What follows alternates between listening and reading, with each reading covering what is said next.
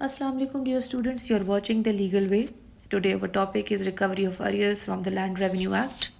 सबसे पहले students definition देख लेते हैं कि बेसिकली अरियर्स होते क्या हैं. ठीक है, अरियर्स कहते हैं बकाया जात को. आपने अक्सर अपने यूटिलिटी बिल्स में भी देखा होगा कि जो आपने लास्ट मंथ जो भी पेमेंट होती है, जैसे इलेक्ट्रिसिटी की पेमेंट आपने नहीं की तो नेक्स्ट मंथ में अरियर्स आ जाते हैं, बिल में ऐड किए जाते हैं कि ये आप इस मंथ में पे कर दें. सेम गोज़ कि यहाँ पे भी जो ज़मीन होती है, ठीक है, ये आपकी होल्डिंग है, ये जो आपकी प्रॉपर्टी है, उस पर जो टैक्सेस लगाए जाते हैं या किसी किस्म के रेंट्स हैं आपने टाइमली पे नहीं किए तो वो क्या होते हैं, अरियर्स होते हैं. और उनकी रिकवरी का मेथड आज हम पढ़ेंगे. ठीक है, उसके बाद देख लेते हैं डिफ़ॉल्टर कौन होता है. डिफ़ॉल्टर वो होता है जो ज़मीन का ऑनर होता है और जो क्या करता है, टैक्सेस या अरियर्स पे नहीं करता. ठीक है, ये डिफरेंट सेक्शंस हैं, इनके अकॉर्डिंगली आज हम देखेंगे कि लैंड रेवेन्यू में जो अरियर्स हैं उनको कैसे रिकवर किया जाता है. ठीक है, सबसे पहले तो क्या दिया जाता है, एक नोटिस दिया जाता है. किसकी तरफ से, जो हमारा कलेक्टर होता है. ठीक है, किसको, डिफ़ॉल्टर को, ताकि क्या कर सके वो पेमेंट को यकीनी बनाए. ठीक है,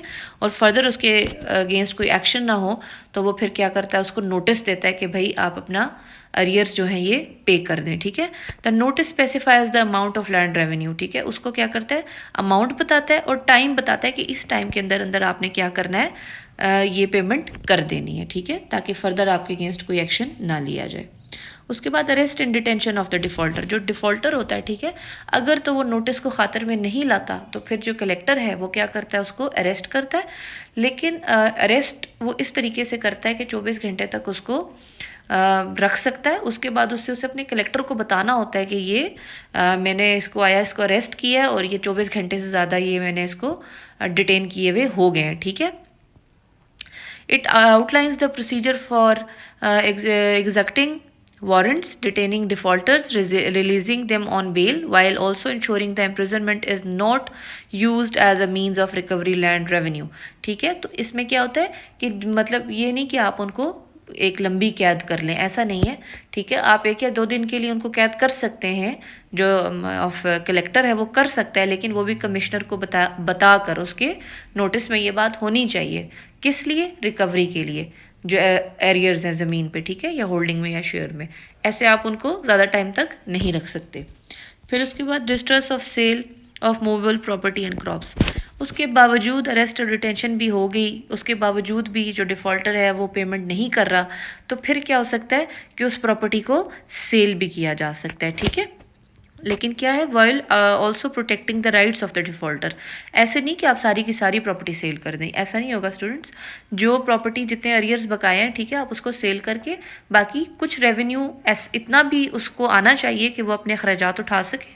सारी की सारी प्रॉपर्टी सेल नहीं होगी. ठीक है, उसके बाद क्या होता है, ट्रांसफ़र ऑफ होल्डिंग. ठीक है, तो जो कलेक्टर है वो क्या करेगा कि वो लैंड को किसी भी पर्सन जो के हवाले कर देगा. ठीक है, किसी भी रैंडमली, और उसको क्या करेगा कि आप क्या करें, इस पे से एक रेवेन्यू जनरेट करें और हमें क्या करें, अरियर्स की पेमेंट करें. ठीक है, उसके बाद इसकी पोजेशन वापस डिफ़ॉल्टर को दे दी जाएगी और ये बात भी उसे कमिश्नर को हर सूरत रिपोर्ट करनी होती है. ठीक है स्टूडेंट्स, उसके बाद अटैचमेंट ऑफ होल्डिंग. ठीक है, अब स्टूडेंट्स जो कलेक्टर है वो क्या करेगा, उसको ट्रांसफ़र करने के बजाय क्या करेगा, अटैच कर लेगा. यानी उसको क्या करेगा, खुद देखेगा. ठीक है, अपने ओन पे उसको मैनेज करेगा और फिर क्या करेगा, the collector shall be entitled to manage the land and receive all rents and profits occurring there from to exclusion of the defaulter until the arrears has been satisfied. ठीक है, जब तक कि अरियर्स की पेमेंट नहीं हो जाती तो फिर क्या होगा,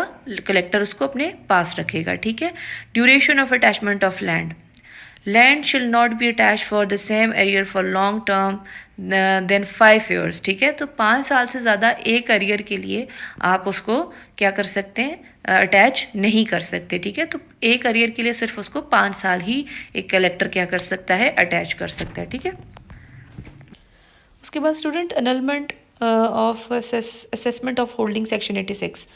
अनलमेंट कहते हैं कैंसिल को. ठीक है, असेसमेंट एक प्रोसीजर होता है जो एनुअली प्रॉपर्टी की वैल्यू लगाई जाती है, इस टाइप का एक प्रोसीजर होता है. ठीक है, तो क्या होता है कि जब जो हमारा बोर्ड ऑफ रेवेन्यू है, ठीक है, या हमारे जो कलेक्टर है वो देख लेता है कि भाई सारे प्रोसीजर्स हमने करके देख लिए हैं, ठीक है, इसको अरेस्ट भी करके देख लिया है, उसके बाद हमने इसको प्रॉपर्टी को अटैच भी करके देख लिया है, हमें रिकवरी नहीं मिल रही अरियर्स की, तो वो क्या करते हैं फिर जो प्रॉपर्टी होती है इसकी असेसमेंट को कैंसिल कर देते हैं, नल कर देते हैं। ठीक है, उसके बाद सेल ऑफ होल्डिंग, इसमें भी सेम ये है कि सब कुछ देख लिया जाता है, हर तरीके से उसको रिकवर करने की कोशिश की जाती है, लेकिन फिर बोर्ड ऑफ रेवेन्यू क्या करता है, उस प्रॉपर्टी को सेल कर देता है। ठीक है, और जो अरियर्स होते हैं उनको रिकवर कर लेता है।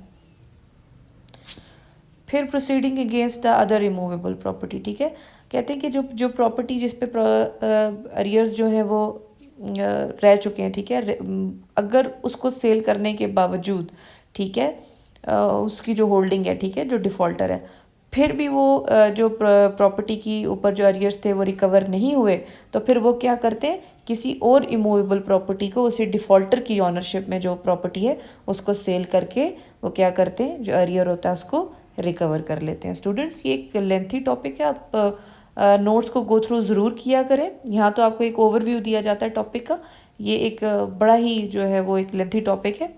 So that was it with the lecture, students. Hope to see you in the next video. Allah Hafiz.